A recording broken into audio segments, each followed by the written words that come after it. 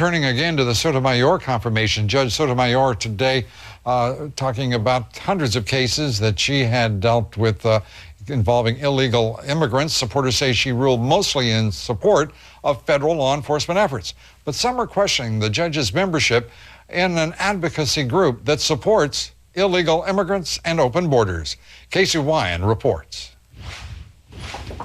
Supporters of Judge Sotomayor say she has a proven track record of pro-law enforcement decisions on immigration cases, upholding the deportation of illegal immigrants. But I do know that in immigration cases, the vast majority of the Bureau of Investigation cases are, the petitions for review are denied. So that means that... Right. The only point I'm making here, if some are seeking to suggest that your empathy or sympathy overrules rule of law, this is a pretty good body of law to look at. As a judge on the Second Circuit Court of Appeals, Sotomayor heard more than 150 cases involving illegal immigrants facing deportation. She ruled in favor of the government 84% of the time, according to a study by University of Arizona professor Chad Westerland. Another study by the Democratic staff of the Senate Judiciary Committee found her rulings affirmed convictions in criminal immigration cases 92% of the time. Yet there are parts of her record that concern advocates of strict immigration law enforcement. One is her membership in the National Council of La Raza, a group its critics say favors expanded rights for illegal immigrants.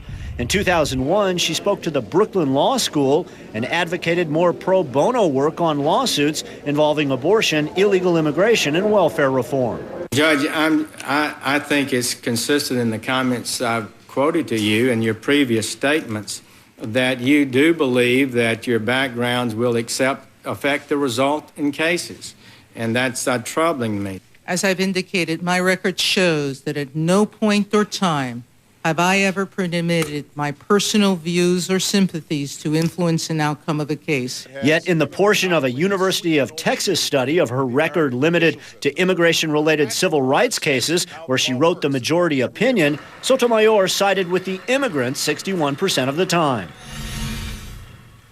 So far, immigration has been mostly a non-issue during the first 2 days of Sotomayor's confirmation hearings. It has only been mentioned twice, both times by Democratic Senator Schumer. Lou. All right. Thank you very much, Casey Wyan. The judge's position on abortion, an unanswered question going into her confirmation hearing. No one on either side of the abortion debate really certain where she stands. But today, some answers were beginning to be shaped. Kitty Pilgrim with our report. She's hardcore pro-life. This week, Norma McCorvey, who was the Roe of the landmark abortion case Roe versus Wade, was one of the anti-abortion activists arrested for disrupting the hearing's opening session. She interrupted the hearing by shouting, "You're wrong, Sotomayor. You're wrong about abortion." Although the protesters' court case established a woman's legal right to an abortion, she has since converted to Christianity and has embraced the anti-abortion movement. Reproductive rights are a huge issue in these hearings. Activist groups like the Center for Reproductive Rights say they need to hear more. We heard important things today about the settled law Roe versus Wade, about the importance for women's health. But we need to hear more discussion about the most recent case in which the Supreme Court cut back on protections for women's health in the abortion rights arena. This is a critical issue for the country. Today in the hearing, Sonia Sotomayor appeared to support the 1973 Supreme Court ruling that established a legal right to an abortion. She also cited a 1992 High Court ruling that reinforced the legal precedent. In your opinion, is Roe settled law? That is the precedent of the court and settled in terms of the holding of the court. In the past, Sotomayor has written opinions that touch on reproductive rights, but has not directly ruled on the issue. In meetings with senators before confirmation hearings, she was quoted by Democrats as saying she had great respect for precedent, which many abortion rights activists took as tacit support for Roe v. Wade. But in 2002, she actually sided with the Bush administration in the restriction of taxpayer dollars to groups that promote and perform abortions in other countries. Now, the Center for Reproductive Rights points out it's been 15 years since a pro-abortion rights president has had an opportunity to fill a Supreme Court seat. Lou? So what is she? Is she pro-abortion or anti-abortion? From what she said today, she says there's great respect for precedent, and she also says it's an established law. That would seem to give tacit support to Roe v. Wade. So she is pro-abortion? She seems to be. All right. Kitty, thank you very much. Kitty Pilgrim. Up next, the political showdown over the CIA's secret plan to kill al-Qaeda leaders. It's escalating. A plan not implemented. We'll ask whether an investigation is warranted and into whom. Our face-off debate tonight, and Judge Sotomayor failing to satisfy some of her critics on the issue of gun rights. Those critics tonight are simply furious. With a firearm, it's my constitutional right. I can protect my family. And if Justice Sotomayor doesn't get that, she shouldn't be on the Supreme Court. Your Second Amendment rights, next. Supporters and defenders of the Second Amendment tonight have serious questions about Judge Sotomayor's record on the Second Amendment. A key ruling by the judge's Second Circuit Court of Appeals restricted Second Amendment rights on the state and local level. And an early ruling states that gun ownership is not a fundamental right.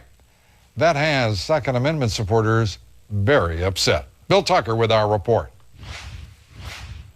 It didn't take long for the subject of Second Amendment rights to come up in Judge Sotomayor's hearing. Like you, I understand that how important the right to bear arms is to many, many Americans. In fact, one of my godchildren is a member of the NRA. She went on to cite a Supreme Court justice on the issue of whether Second Amendment gun rights apply at the state level, much in the same way as the freedom of speech and the freedom of religion do. The court expressly, Justice Scalia in a footnote, identified that there was Supreme Court precedent that has said that that right is not incorporated against the states.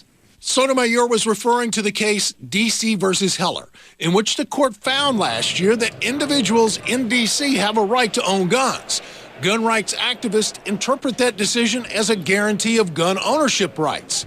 Judge Sotomayor's interpretation of Heller is consistent, however, with other rulings that she's been a part of. As recently as January, in a decision handed down by the Second Circuit Court of Appeals in the case Maloney versus Cuomo, the court wrote, quote, "The Second Amendment does not apply to the states." That judgment, handed down 6 months after Heller, infuriated gun rights groups like the National Rifle Association. I think Justice Sotomayor in the Maloney case treated that recent Supreme Court Heller decision, the Supreme Court, like some crazy old uncle that you can either listen to or simply disregard, and she disregarded it.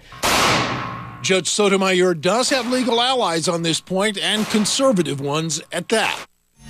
Now, Sotomayor's views on the Second Amendment rights predate Maloney. Back in 2004, she noted in a footnote to U.S. versus Sanchez Villar that, quote, "The right to possess a gun is clearly not a fundamental right." Ironically, a conservative judicial panel in the Seventh Circuit Court of Appeals, in denying a challenge to Chicago's gun laws this past June, also found that the Second Amendment is not a guaranteed right at the state or local level. That puts the Seventh and the Second Circuit courts at odds with the Ninth Circuit, which has ruled that gun ownership is a fundamental right. Lou, a showdown appears to be headed for the Supreme Court, where it would seem Sotomayor is destined to be a justice. And a lot of questions today about whether or not she would recuse herself from such a case, leading, as we are now learning, to a place where she simply avoided the question. Exactly. Bill Tucker, thank you very much. Still ahead tonight, did the CIA lie to Congress? And if it did, should Bush administration officials be held accountable and prosecuted? Two members of the House Intelligence Committee join me for our face-off debate. Also, Judge Sotomayor's own words, continuing to reflect something of a confirmation conversion. It's important to remember that as a judge, I don't make law. Court of Appeals is where policy is made. And I know. Well, she makes law, she doesn't make law. Why is the judge seeming to take back so much of what she said for years before she was nominated to the United States Supreme Court?